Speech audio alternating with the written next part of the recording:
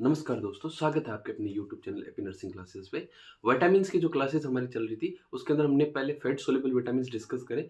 आज की क्लास में हम लोग डिस्कस करेंगे वाटर सोल्यूबल विटामिन। और वाटर सोल्यूबल विटामिन के अंदर first vitamin that is the vitamin C, that is also known as the ascorbic acid.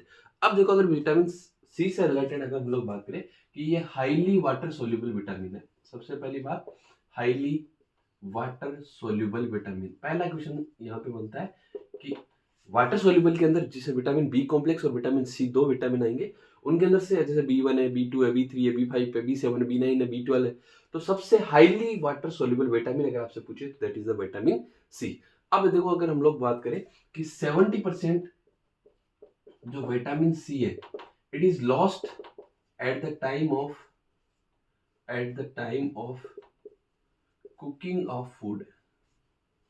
Cooking of food, जब हम लोग फूड की कुकिंग करते हैं, that time 70% vitamin C lost हो जाता है at the time of cooking food. अब देखो, जो मोस्ट एनिमल और प्लांट्स हैं वो सिंथेसाइज कर सकते हैं एस्कॉर्बिक एसिड को फ्रॉम द ग्लूकोज। हम लोग बोल सकते हैं एनिमल्स एंड प्लांट्स। देखो, बेसिकली हम लोग बोले कि जो मोस्ट एनिमल्स और प्लांट्स है वो क्या करते हैं, विटामिन सी या एस्कॉर्बिक एसिड का सिंथेसिस करते हैं from the glucose. Vitamin C का सिंथेसिस करते हैं। और ये विटामिन सी का सिंथेसिस किससे करते हैं, ग्लूकोज से। देखो, मैं चीज ध्यान देना कि most of animals and plants synthesis the vitamin C by the glucose. Glucose के थ्रू हम लोग ये सिद्ध करते हैं। अगर नॉर्मल सीरम लेवल की बात करें, दैट इज द 0.3 मिलीग्राम पर डेसीलीटर। नॉर्मल सीरम लेवल अगर आपसे पूछे, विटामिन सी का नॉर्मल सीरम लेवल आपसे पूछे, दैट इज द 0.3 मिलीग्राम पर डेसीलीटर। देन उसके बाद अगर हम लोग उसकी बात करें तो इसको सबसे पहले डिस्कवर्ड किया था 1932 के अंदर। किंग नाम के साइंटिस्ट थे। 1932 के अंदर किंग ने वॉफ एंड किंग एंड वॉफ नाम के साइंटिस्ट थे।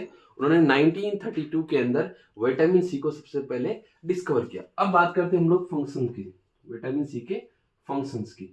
देखो, सबसे पहले अगर हम लोग इसके फंक्शंस की बात करें तो ये हम लोग बोल सकते हैं कि ये जो जितने भी विटामिन है उनके अंदर से एक्सीलेंट एंटीऑक्सीडेंट विटामिन है।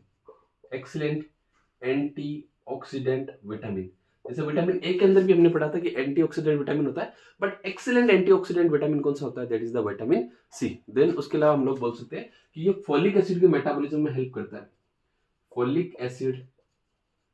फोलिक एसिड के मेटाबॉलिज्म में हेल्प करता है। और फोलिक एसिड कौन सा विटामिन होता है, विटामिन बी9। फोलिक एसिड के मेटाबॉलिज्म में हेल्प करता है। दूसरा, जो हीमोग्लोबिन है, हीमोग्लोबिन के मेटाबॉलिज्म में हेल्प करता है।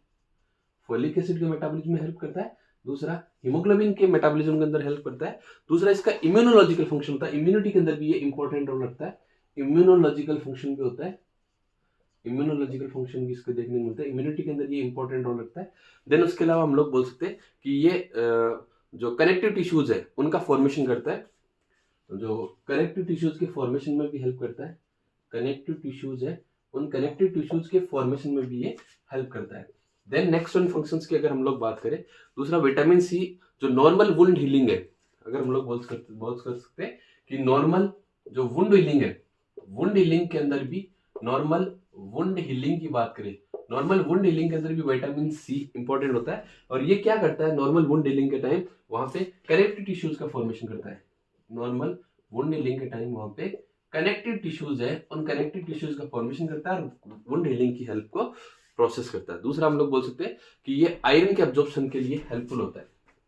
आयरन का अब्जॉर्प्शन है, उस आयरन के अब्जॉर्प्शन में भी ये हेल्प करता है। आयरन के अब्जॉर्प्शन में हेल्प करता है। अगर हम लोग बोले कि आयरन को जो अब्जॉर्प्शन है फेरिक टू फेरस के अंदर रिड्यूस करता है, फेरिक को फेरस के अंदर रिड्यूस करता है और आयरन के अब्जॉर्प्शन को ये इंक्रीज करता है। दूसरा, हम लोग बोल सकते हैं कि जो कोलेजन फाइबर्स है उनके सिंथेसिस के लिए भी जो विटामिन सी है ये हेल्पफुल होता है। कोलेजन फाइबर्स का सिंथेसिस है, अगर हम लोग बोले कि कोलेजन फाइबर्स का सिंथेसिस होना है तो कोलेजन फाइबर्स के सिंथेसिस के अंदर भी विटामिन सी का इंपॉर्टेंट रोल होता है। अब देखो, हम लोग बात करें इसके सोर्सेज की। देखो, सोर्सेज के अंदर सबसे पहले हम लोग बात करेंगे इसके रिचेस्ट सोर्स की। रिचेस्ट सोर्स की हम लोग बात करें तो वो होता है आंवला। आंवला या इसी का जो साइंटिफिक नेम होगा that is the Indian gooseberry. Indian gooseberry जो आंवला है it is the richest source, ये क्या है, richest source of vitamin C. और अगर हम लोग सिंपली बोले कि ये विटामिन सी कितनी कंसंट्रेशन में हम लोगों को मिलेगा, अगर कोई पर्सन 100 ग्राम 100 ग्राम आंवला का कंजप्शन करेगा that will gives 700 milligram vitamin C. 100 gram vitamin C मतलब आंवला का कंजप्शन करेगा that will produce the 700 milligram vitamin C. उसके अलावा हम लोग बोल सकते हैं इसके सोर्सेज हो सकते हैं गवावा हो सकता है, ऑरेंज हो सकता है, गवावा हमारे पास हो सकता है, ऑरेंज हो सकता है, टोमेटोज हो सकते हैं, सीरियल्स हो सकते हैं, गवावा हो सकता है, ऑरेंज हो सकते हैं, सीरियल्स हो सकते हैं, कैबेज हो सकती है। ये इसके कुछ सोर्सेज होते हैं। बट इंपॉर्टेंट क्वेश्चन बनता है कि विटामिन सी का रिचेस्ट सोर्स क्या है, तो रिचेस्ट सोर्स होगा आंवला या इंडियन ग्रोसबेरी। 100 ग्राम आंवला का consumption that will gives to 700 milligram vitamin C. Then उसके बाद में हम लोग बात करते हैं डेली रिक्वायरमेंट की। डेली रिक्वायरमेंट, देखो डेली रिक्वायरमेंट एडल्ट मेल के अंदर और अडल्ट फीमेल के अंदर। देखो अडल्ट मेल की अगर हम लोग बात करें दैट इज द 90 मिलीग्राम पर डेसीलीटर, और फीमेल की बात करें दैट इज द 75 मिलीग्राम पर डेसीलीटर। जो एडल्ट मेल होगा, मेल के अंदर इसका जो डेली रिक्वायरमेंट होगा दैट इज द 90 मिलीग्राम पर डेसीलीटर, और फीमेल होगा उसके अंदर इसका डेली रिक्वायरमेंट होगा दैट इज द 75 मिलीग्राम पर डेसीलीटर। अब हम लोग बात करते हैं डिफिशियंसी डिसऑर्डर्स की। डिफिशियंसी